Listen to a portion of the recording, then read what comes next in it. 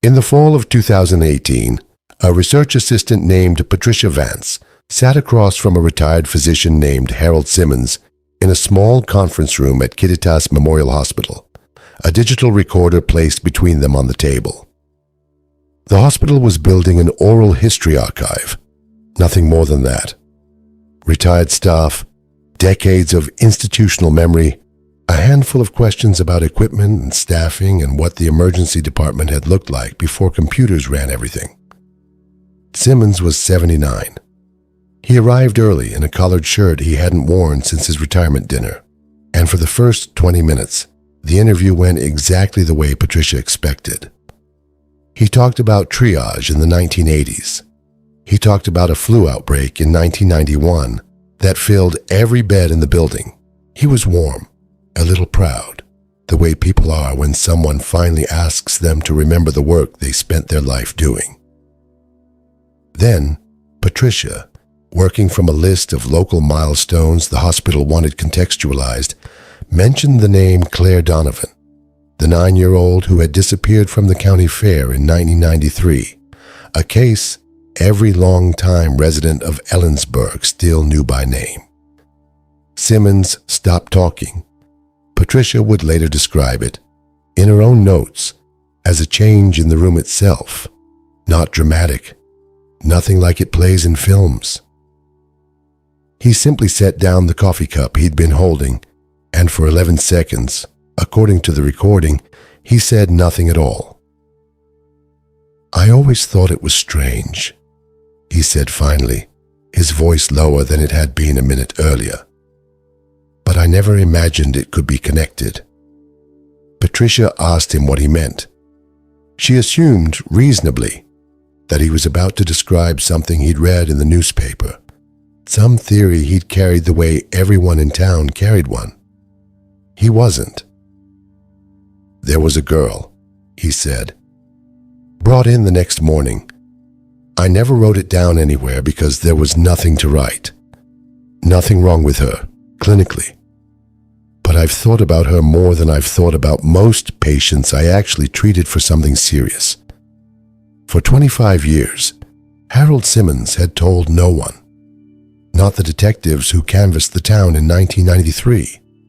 Not his wife, who had heard him mention Claire Donovan's name exactly twice in 3 decades of marriage, both times in passing, both times without explanation. He hadn't told his colleagues, hadn't told his own children. It had simply lived in him, unspoken, the way certain memories do. Not forgotten, just never given anywhere to go. Before we go further, thank you for being here. If this is your first time with one of these reconstructions, welcome to Archive 26. We build these cases from records, testimony, and investigative files, the same way the people who actually worked them had to. If you've been here before, thank you for coming back. What Simmons remembered that afternoon in a hospital conference room would, eventually, do something that 25 years of searches, interviews, and forensic effort had not managed to do. But to understand why one man's memory carried that kind of weight, you have to go back to where this started, a summer evening in 1993, at a county fair in central Washington, when a father looked away from his daughter for less than a minute. This is a fictional narrative inspired by real patterns seen in long-term missing persons investigations. The names, places, and individuals described are not real. It is presented for entertainment and reflection. The Pine Valley County Fair came to Ellensburg every August, the same week it always had. Livestock judging in the morning, a demolition derby at night, and a midway that lit up the fairgrounds long after the sun went down. For the Donovan family, it was tradition. Claire, 9 years old, had been coming since she could walk, and this year she'd worn a yellow sundress her mother had made her promise not to get funnel cake on. She got funnel cake on it within the first hour. Nobody minded. The family split up the way families do at fairs. Claire's older brother, Danny, 13, and newly convinced he was too old to be seen with his little sister, peeled off toward the go-karts with 2 friends from school. Their mother, Ellen, wandered the craft tents near the main pavilion, still holding the paper plate with what was left of the funnel cake. Their father, Richard, walked with Claire toward the children's rides, the carousel, the small Ferris wheel built low enough for younger kids, the kind of rides that had barely changed in 20 years. Just before 6:30, standing in line for the carousel, Claire tugged her father's sleeve and pointed toward an ice cream stand 30 yards away, near the edge of the midway. He could see it clearly from where he stood, a red and white awning, a short line, 2 teenage employees working the window. "Can I get a cone?" she asked. "The mint one." He gave her $1 and told her to come straight back. He watched her walk toward the stand, weaving between 2 women pushing strollers, and then a man near the carousel gate called his name, an old coworker he hadn't seen in years, asking about a fishing trip they'd talked about since spring. Richard turned to answer.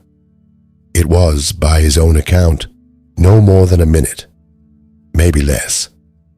When he turned back, the ice cream line had moved and Claire wasn't in it. He didn't panic immediately.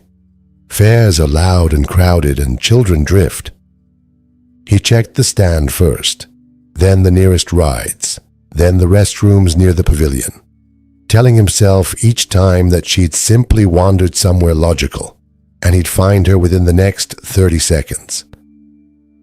By the time 30 minutes had passed, logic had stopped being useful, and by the time an hour had passed, fair staff had been notified and every gate on the property had been closed. No one would be allowed to leave until officers arrived. Ellen would later say that the sound she remembers most from that night isn't a scream or a siren. It's the gate chains, the specific metallic sound of fairground staff looping chains through the exit gates by hand, one after another, because there had never been a reason to lock them quickly before. It didn't matter. Whatever window had existed had already closed. Kittitas County Sheriff's deputies arrived within the hour. Deputy Frank Torres, 26 years old and less than 2 years into the job, was one of the first through the gate. Decades later, in an interview for this reconstruction, he described that night as the one that changed how he understood the work. "You train for traffic stops, domestic calls, the occasional break-in," he said. "Nobody trains you for how a father looks at you when he's asking whether his daughter's alive, and you don't have an answer." I remember standing near that ice cream stand at maybe 9 o'clock that night, and it was still warm out, still smelled like funnel cake and hay from the livestock barn, and none of it matched what was happening. I kept thinking, this isn't the kind of night this is supposed to be. By midnight, the search had grown far beyond what the department could manage alone. Word had spread through the county fast enough that volunteers began arriving before official call-outs went out. Neighbors, fairgoers who hadn't gone home, off-duty firefighters who heard it over a scanner. Over the following 3 days, more than 300 people would take part in some portion of the search. One of them was a woman named Carol Whitfield, a schoolteacher who lived 2 streets from the Donovans and had taught Claire's 2nd grade class 2 years earlier. She remembers being handed a flashlight and a section of irrigation ditch to walk at nearly 3 in the morning, the temperature having dropped enough that her breath showed in the beam of the light. "You get a kind of tunnel vision," she said, describing it years later. "You're not thinking about the ditch water or your feet being soaked through. You're thinking, what if it's here? What if the next few feet of grass is where this ends?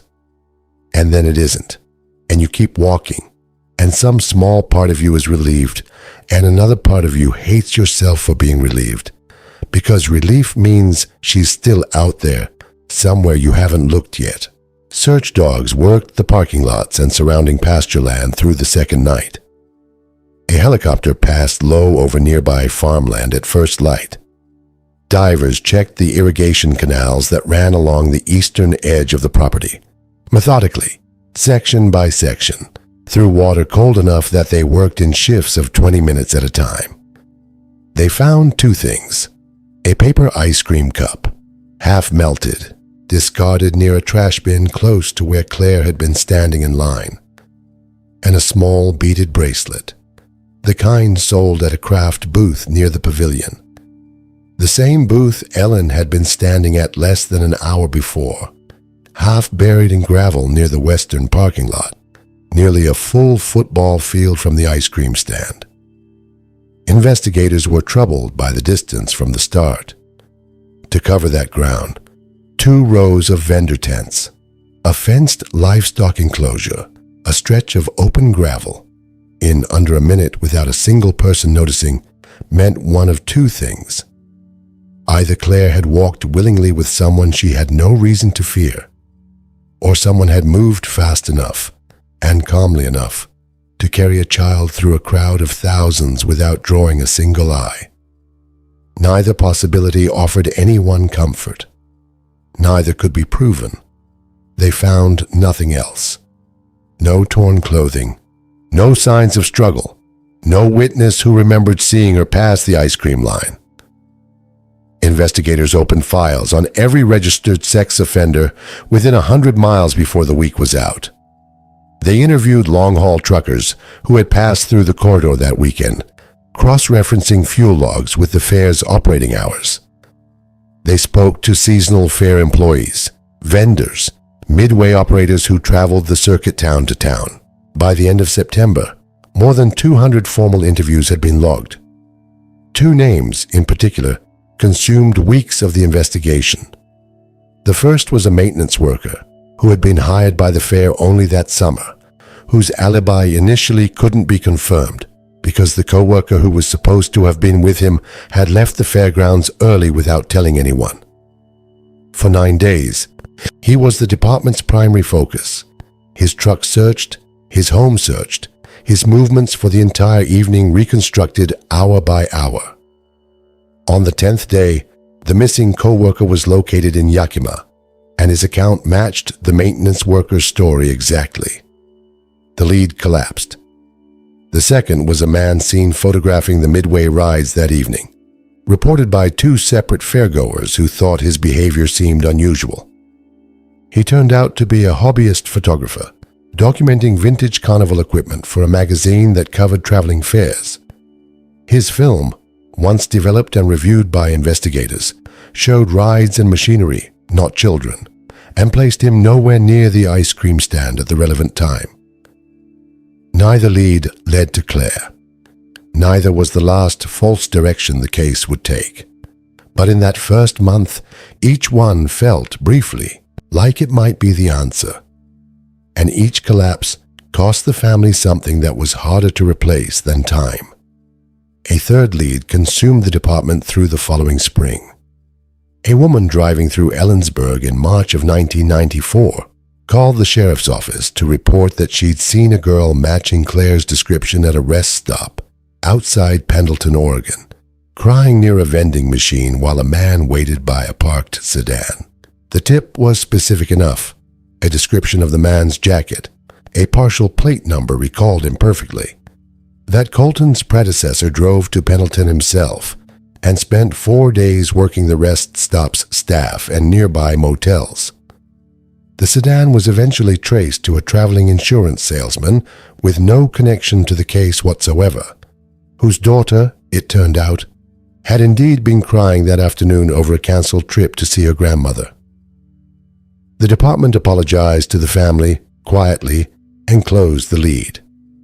Richard Donovan has said that of every false lead across 25 years, that one hurt the most.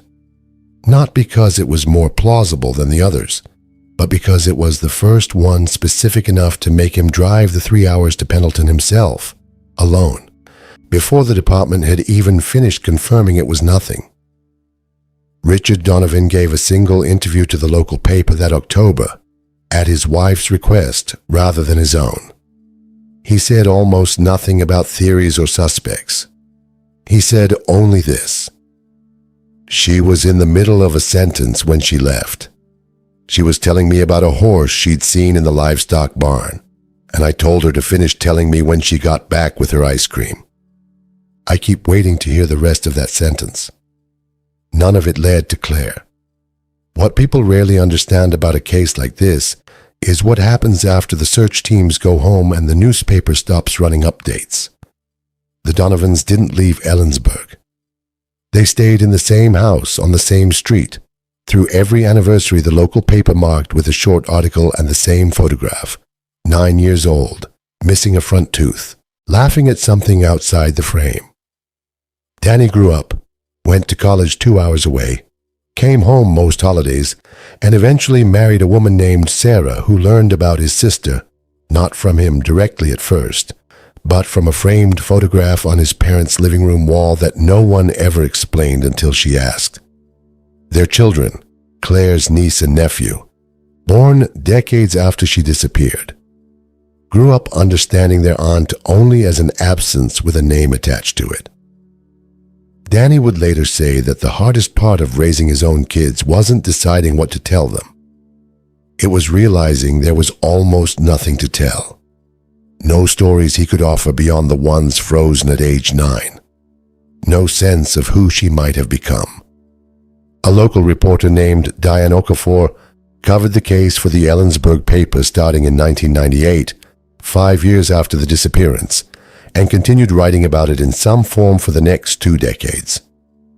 An anniversary piece most Augusts, occasional updates when the department reopened the file, a longer retrospective on the 10th anniversary that ran across 3 issues. "You start to know a case like you know a person," she said, describing her decades covering it. "I knew which detectives had worked it and which ones had left the department discouraged. I knew Ellen Donovan's voice on the phone well enough to tell, in the first 3 words, whether she was calling with hope or just calling because the anniversary was close and she needed to talk to someone who remembered. Most years, by the end of the call, neither of us had anything new to say. We said it anyway. Twice during those decades, the case received a jolt of renewed attention, and twice it ended the same way. In 2001, a tip from a distant relative led investigators to a young woman in Nevada whose age and general appearance matched what Claire might have looked like at 17. DNA testing was arranged within days, the fastest the department had ever moved on a lead in the case's history. Ellen Donovan has said in later interviews that she allowed herself to hope in a way she hadn't in years, buying a card she never sent, rehearsing a phone call she never had to make. The results came back negative 12 days later. She has said she didn't cry when she got the news. She cried 3 days after, doing dishes, for no reason she could identify in the moment. In 2009, hikers discovered a set of skeletal remains in a wooded area 2 counties east, and the case file was pulled again. Dental records requested. Comparisons run. The remains belonged to a woman who had gone missing from a different county entirely in 1997. Another door closed. By the 2010s, the case had settled into something closer to institutional memory than active investigation. A file kept alive more by a department that refused to formally close it than by any real expectation of resolution. Detective Ray Colton, who inherited the file in 2007 and would still be the lead investigator when it broke open in 2018, has described those years plainly. "You read it every 18 months or so, hoping something in there reads differently than it did the last time. Usually it doesn't. You put it back in the drawer and you tell yourself, you'll look again next year and you mean it. And then a year passes and you do. I'll ask you something the department asked itself for a quarter century. How does a child vanish from a public place, in a crowd of thousands, without a single witness ever remembering anything useful? It's the kind of question that doesn't get easier to sit with just because time has passed. That changed, finally, not because of new forensic technology or a fresh tip called into a hotline, but because a hospital in the same small town decided, for reasons that had nothing to do with Claire Donovan, to sit down with the people who used to work there.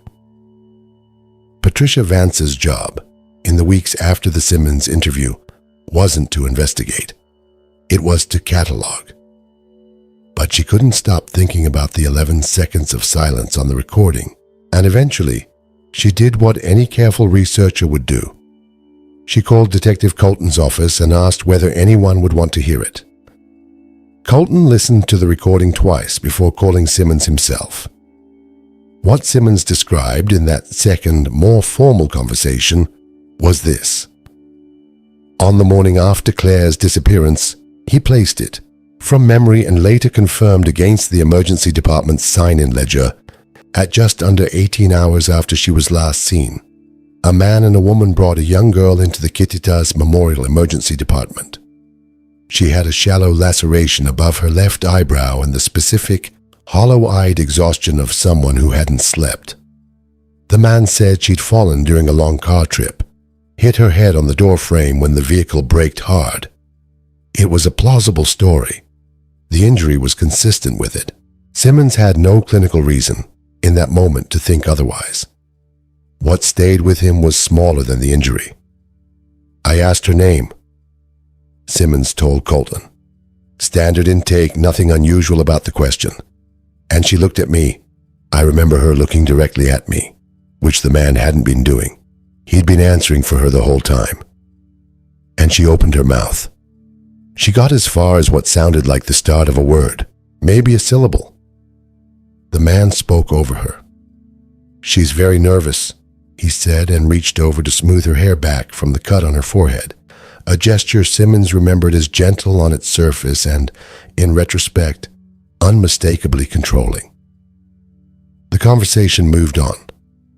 Simmons cleaned and dressed the cut, gave standard aftercare instructions to the man, who thanked him and signed the discharge paperwork under a name Simmons never had reason to doubt at the time. The family left within 20 minutes. In 1993, there was no protocol requiring emergency staff to flag a silent child or an unusually controlling guardian. The frameworks that exist in modern emergency medicine for recognizing potential trafficking or abduction indicators simply didn't exist yet in any formal sense. Nothing about the visit violated a clinical standard. Nothing was written down, because there was nothing, by the standards of the time, that needed to be. I've turned it over in my head for 25 years, Simmons told Colton. Not because I thought it was suspicious at the time, because it wasn't. That's what haunts me now. How ordinary it felt. Colton drove to Kittitas Memorial that same week and requested whatever records from August and September of 1993 might still exist. The physical patient charts had long since been destroyed under the record retention laws in effect at the time, a fact that, for a brief afternoon, threatened to end the lead before it began. But other records, administrative rather than clinical, had survived in the hospital's archive room, an emergency department sign-in ledger, staffing schedules for the relevant shift, a logbook tracking which treatment rooms had been in use and when, and medication dispensation records cross-referenced by patient initials. Buried in a separate maintenance file, Colton found one more detail that would matter more than anyone expected. The parking lot's external security camera had been non-functional for the entire week surrounding the visit, mid-replacement during a scheduled equipment upgrade, according to a work order dated 3 days before Claire disappeared. It was a mundane administrative fact that explained something the investigation had never had an answer for. Why no footage from that period existed anywhere? Because none had ever been recorded. The sign-in ledger gave Colton a name, written in a hand he photographed and had analyzed before the week was out. It was almost certainly false. But it was the first concrete thread the case had produced in 25 years, and for the first time since 2009, Colton allowed himself to believe it might lead somewhere. What followed was not fast, and it was not dramatic in the way televised investigations often are. It was, instead, the slow, unglamorous work of matching fragments of paper across a quarter century. The kind of labor that rarely appears in headlines but is frequently what actually closes cases like this one.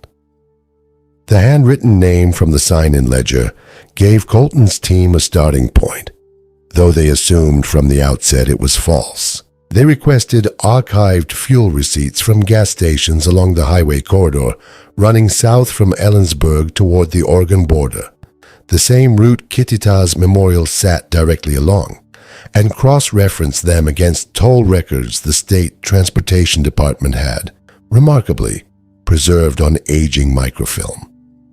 They pulled hotel and motel registries from towns along that corridor, most stored in county archive basements and never digitized, requiring 2 research assistants to spend the better part of 6 weeks paging through registries by hand. They found a pattern, eventually, though it took months to see it clearly. A couple matching a loose general description, a man in his 30s, a woman somewhat younger, a young girl, appeared across registry after registry, moving through small towns along that same route over the following year and a half. The names changed almost every time. Carpenter, then Hale, then Whitmore, then half a dozen others. The addresses listed on the forms, when checked against the county records, consistently didn't exist. But one detail stayed constant across every document: a distinctive slant and pressure in the handwriting, the same across a dozen different signatures under a dozen different names. There were setbacks that cost the investigation real time. A promising match in Idaho, a woman whose documented childhood contained several of the same unexplained gaps investigators were looking for, was pursued for nearly 4 months before a DNA comparison ruled her out entirely. A second lead, built around a couple who had briefly rented a farmhouse outside a small Oregon town under yet another false name, dead-ended when investigators learned the man had died in 2004 and the woman connected to him had no genetic relationship to Claire whatsoever. "You get used to being wrong before you're right," Colton said of that stretch. "You just have to keep being wrong in a direction that eventually narrows." The break that finally narrowed the search came from a single school enrollment card, filed in a rural Oregon district, under a name that hadn't surfaced anywhere else in the paper trail. The card listed a birth date exactly 1 year off from Claire's actual age, deliberate, investigators believed, meant to place her a grade behind where her real age would have put her, one more layer of distance from anything resembling her original identity. A retired teacher named Judith Marsh, tracked down through district alumni records, remembered the girl clearly once shown an old class photograph. "She sat in the back, right side, 3rd row," Marsh said. "Never raised her hand unless I called on her directly. I used to worry about her. That particular kind of quiet that isn't shyness. It's something more like caution. I asked her once, gently, if everything was all right at home, and she said yes so quickly it didn't sound like an answer. It sounded like something she'd been told to say. I reported it, the way you're supposed to. Nothing ever came of it. She was gone from the district less than 2 years later. I've thought about her, on and off, for longer than I probably should have. Forensic genealogists, working a separate thread of the same investigation, found something that would eventually connect to Marsh's account. A woman with a documented birth consistent with Claire's approximate age had a birth certificate that hadn't been issued until she was nearly 10 years old, filed in a different state entirely, under a name that matched none of the surrounding family records, no hospital of birth listed, no attending physician named. The genealogist assigned to the case, a soft-spoken specialist named Renee Osei, who had spent most of her career reconstructing family trees for adoptees rather than criminal investigations, has described the moment the match crystallized as anticlimactic in a way she hadn't expected. "You picture some dramatic reveal," she said. "It isn't that. It's a spreadsheet. It's a shared DNA percentage that matches what you'd expect for a sibling relationship, sitting in a column between 2 names. and you stare at it for a long time before you let yourself believe it's real. I called Detective Colton at 9 at night because I didn't want to wait until morning to be wrong. At that point, what had been Colton's investigation alone became something larger. A coordinated effort combining forensic genealogy, dental record comparison, childhood vaccination history pulled from a pediatric practice that had somehow preserved decades-old files, old-school photographs, and a widening circle of interviews with people who had known this woman at various points in her adult life, without ever questioning where she'd come from. To understand why Claire Donovan did not simply walk into a police station at 18 or 25 or 30 and say her own name, you have to understand what had been built around her, 1 year at a time, since she was 9 years old. She had no memory of the fairground, not consciously. What she carried instead were fragments she had spent her whole life assuming were dreams. A Ferris wheel turning slowly against a darkening sky, the smell of hay, a hand closing around her wrist harder than it needed to, a car interior with a torn seam in the upholstery she could still picture with unsettling clarity. She had never had language for any of it, because no one around her had ever offered an alternative to the one explanation she'd been given. That explanation, repeated consistently by the people raising her across more names and more towns than she could fully account for, was simple and, to a child, devastatingly complete. Her birth parents hadn't wanted her. They'd given her up as an infant, unable to care for her, and she should be grateful for the family who had taken her in instead. It was reinforced not through cruelty in any dramatic sense, but through consistency. The same story told the same way by the same two people, moving her before she could form the kind of lasting friendships or community ties that might have offered a contradicting voice. By the time she was old enough to notice the gaps, no baby photographs, no hospital birth records she'd ever been shown, a birth certificate that surfaced only when she was nearly 10 and needed one for a school she was being enrolled in under yet another name. She had also learned, without being told directly, that questions were not welcome. The moves came more frequently whenever she pushed too hard. She learned to stop pushing. She married in her late 20s, under the name she had carried the longest, to a man who knew nothing about who she had once been, because she herself knew almost nothing beyond a handful of unexplained fragments. She had 2 children. She built, in the years that followed, something that resembled an ordinary life. A job at a school district office, a house with a garden she was proud of, a version of stability that had taken her most of her adulthood to construct out of almost nothing solid beneath it.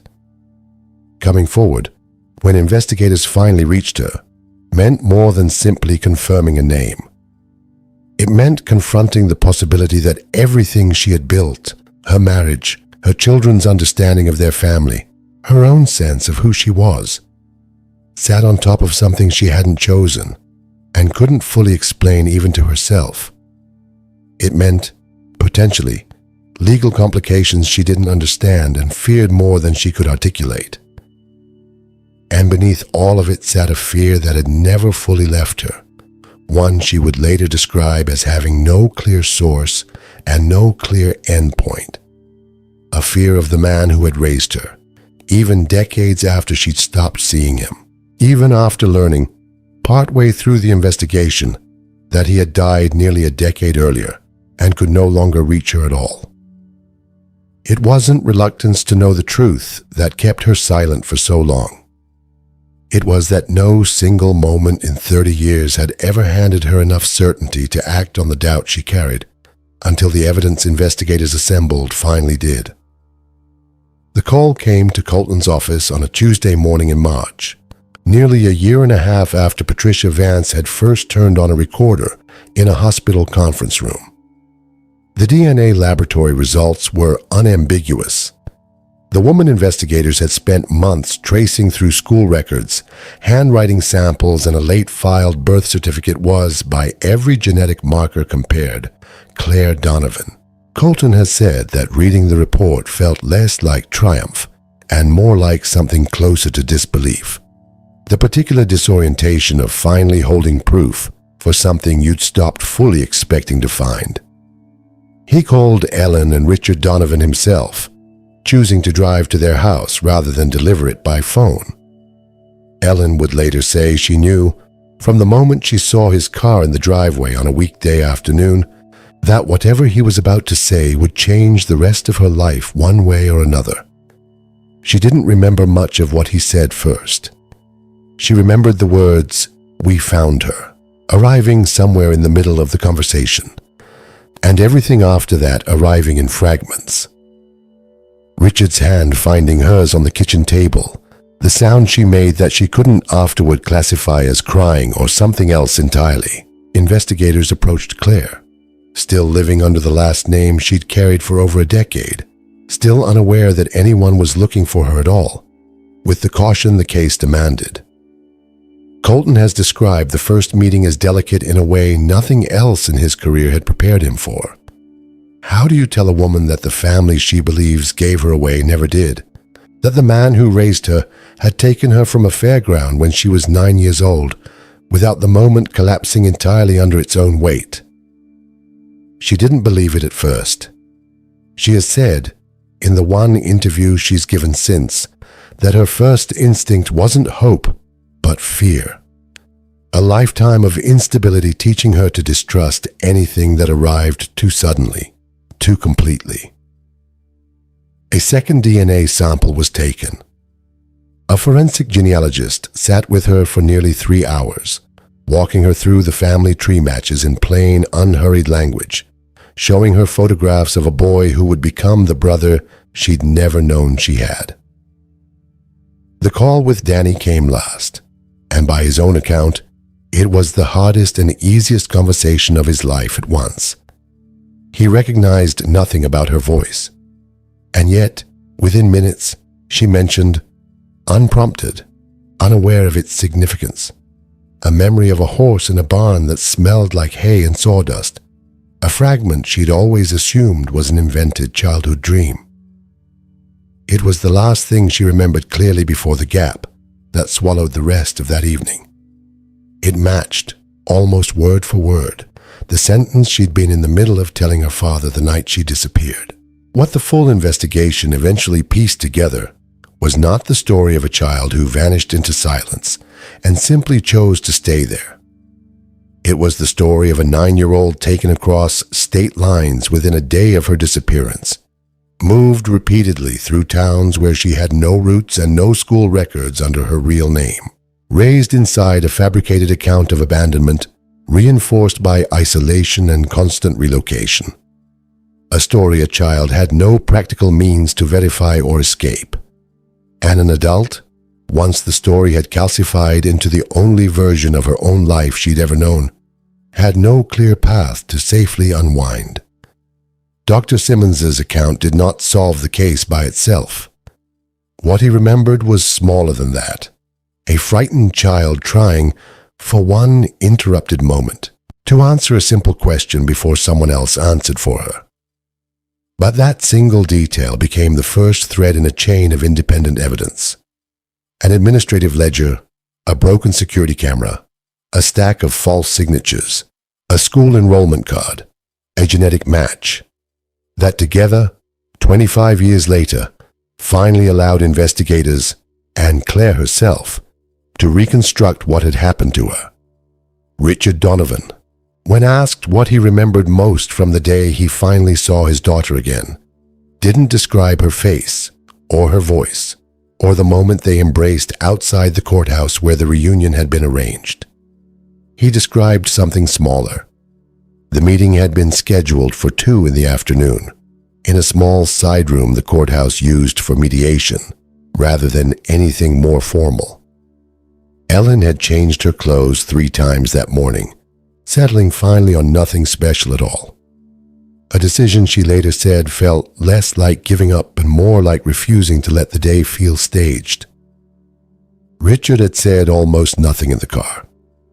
He has described the drive as the longest 20 minutes of his life. Longer, he said, than any of the actual searching had felt in 1993. because in 1993, there had at least been something to do with his hands. When Claire walked in, Ellen has said she looked for the 9-year-old first, out of instinct, before her eyes adjusted to the woman actually standing in the doorway. A stranger's face built, impossibly, out of features she still recognized in fragments. Claire has said she felt the opposite, that she'd spent months preparing to meet strangers, and instead found herself looking at a woman whose eyes she somehow already knew, before she could have explained why. She finished the sentence, Richard said, about the horse. 25 years later, she just finished it. Like no time had passed at all, and also like all of it had. Ellen Donovan has said in the time since that grief and relief turned out to be far less separable than she'd expected them to be. She had spent 25 years mourning a 9-year-old who no longer existed in any form. The version of Claire she'd carried in memory frozen permanently at that age, while, at the same time, a grown woman with her own children and her own history of survival had been living an entire life 2 states away. Both of those things were true, and Ellen has said she is still learning, slowly, how to hold them at once. Detective Colton retired 8 months after the case closed. The file finally formally marked resolved after 25 years in his department's drawer. He has said he doesn't think of it as the case he solved, so much as the case he was finally allowed to finish. One built not on a single breakthrough, but on a doctor who couldn't let go of a small, uneasy memory, a maintenance log no one had thought to check, and a teacher who remembered a quiet girl in the back row long after she had any reason to. Dr. Simmons, for his part, has said only that he wishes he'd said something sooner. Not because it would have changed the outcome in 1993, when there was, by any honest account, nothing actionable to report, but because he spent 25 years carrying a memory alone that, once spoken aloud, turned out to matter more than he ever let himself believe it could. What do you think you would have done in his place, sitting across from a frightened child who wasn't allowed to answer for herself, in a year when no protocol existed to tell you what that moment meant? It's the kind of question this case leaves you with long after the details fade. Thank you for spending this time with us on Archive 26. If this case moved you, we'd genuinely like to hear your thoughts in the comments, how you interpreted the evidence, what stayed with you, which of these voices you found yourself thinking about after the story ended. If you'd like to see more reconstructions like this one, consider liking the video and subscribing if investigative stories like Claire's are something you'd like to keep following with us. As always, this has been a fictional narrative, a story built to reflect the kinds of situations investigators and families have faced in real long-term missing persons cases, created for entertainment and reflection rather than as an account of real events or real people.